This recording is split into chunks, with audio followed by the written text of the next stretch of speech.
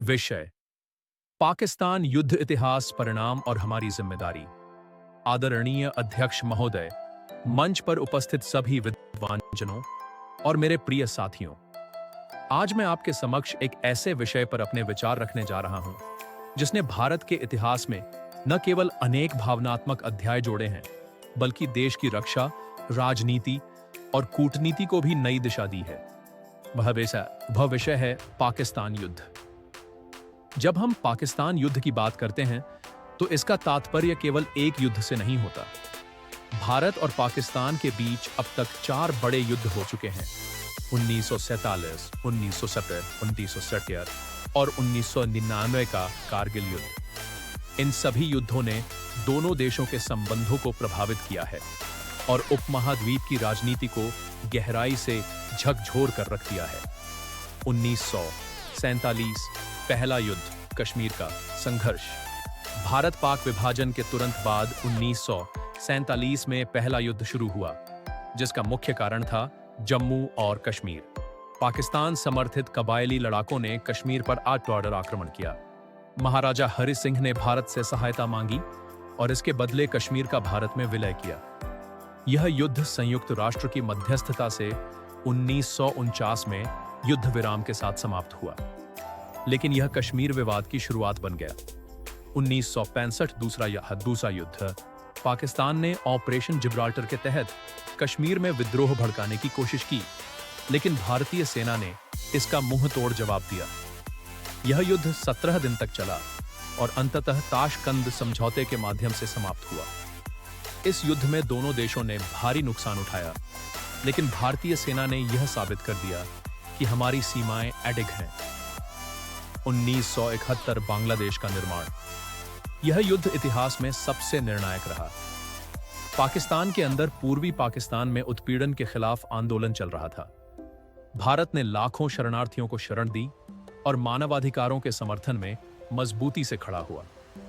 भारतीय सेना ने मात्र 13 दिनों में पाकिस्तान की सेना को आत्मसमर्पण करने पर मजबूर कर दिया और बांग्लादेश एक नया राष्ट्र बना।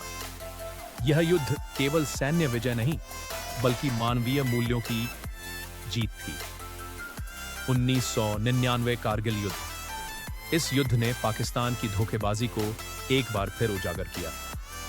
कारगिल की पहाड़ियों पर पाकिस्तान के सैनिकों और आतंकियों ने घुसपैठ की, लेकिन भारतीय सैनिकों की बहादुरी और बलिदान ने दुश्मनों को पीछे हटने पर मजबूर कर दिया। कैप्टन विक्रम बत्रा, ग्रेनेडियर योगेंद्र सिंह यादव जैसे अनेक वीरों ने शहादत देकर देश की गरिमा को अक्षुण्ण रखा। इन युद्धों के परिणाम क्या रहे? इन युद्धों ने हमें बहुत कुछ सिखाया: राष्ट्रीय सुरक्षा, सैन्य शक्ति, कूटनीति और आत्मनिर्भरता का महत्व।